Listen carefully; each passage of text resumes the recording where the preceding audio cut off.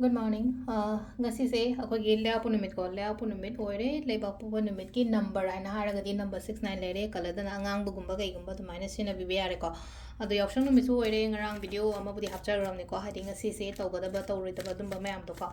ado ama katang su ai sum haijaram ge ko hadi ngarang ge video yenghogdaba ngai en harasne ko ayuk se leina ko hadi video si dungan na hape ko ado ayuk se khoi gi kaino se ko khoi gi sise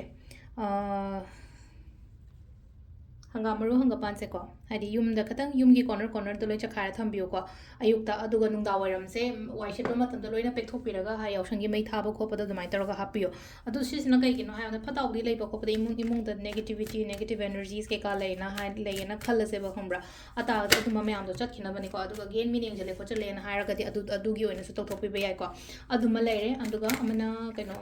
akogi angang ba set pa ko de number gumba e ba ko pa 69 gumba cleansing gumba kai gumba yam to biyo ko ngasi se akogi kaino gumba su lei bani na ko hadi grahan gumba su lei bani na ko grahan lei ba se nung den gi pung ahum ga minute kun dai de gi nung daram gi pung taruka minute nifu yang kai sai bu ko tare ta gi dum pung tare sai dum du dum thabi ba pan de lei ba gi dum pung tare che kai shuna tre ko adu manipur gi ta su khetang hai tar ko thing kaino tor ba da hadi ngal ba da pung taruka minute yang kai sai du kat piro atu matung da pesang sa pi ba ko pa ma ma lei na ko adu pesa pi ba ko pe jo ina videos ma cha mu di hap khim ni ko kamai na sim anga ngai da pi ba ko pa adu ma mayam du gi matang da so ko da ham da ho card message yeng se du timing of pa sa pi yeng se ko ngasi gi na timing of ba kai leke ha ba to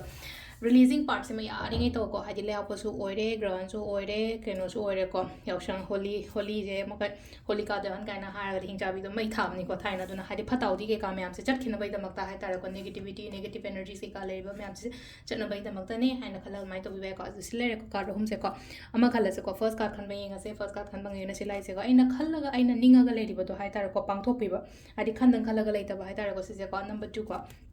ani subadana sidala ise kaino hadi kaino ma start toke kot ke kaina haragadi adu start to bi ba yai ko hajik se to ba yai hadi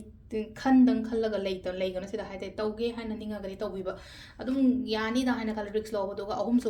suba sin hadi thabai khang gumba kai gumba leina ko adum phana lai ko sida tauba yai daw ya kani ko do card hum adum kaino positive ma tadi oire ko sile se ko timing haras ne ko timing na yuki pung manga ga mini ko tha taruk taina pung tare ka minin mari phang le re dagi ni pang ga mini ko thama thoi dina mapan ga mini yang kai mapan phang le ko adagi muk trama thoi ga mini yang kai mari dagi na nung dawrum ge taruk ka mini ni fu mapan phang le re du ga mana pung mapan ga mini yang kai mari dagi na pung trama thoi ga mini kun phang le ko aduga amana pung baro ga mini yang khani pan dagi na hingi ni ko sise aduga nongalam dagi manga ga mini kuntra ga manga phang le ko sise na ko yi ngasi goina for the timing ko adu sile ko yi daily card message ma thank you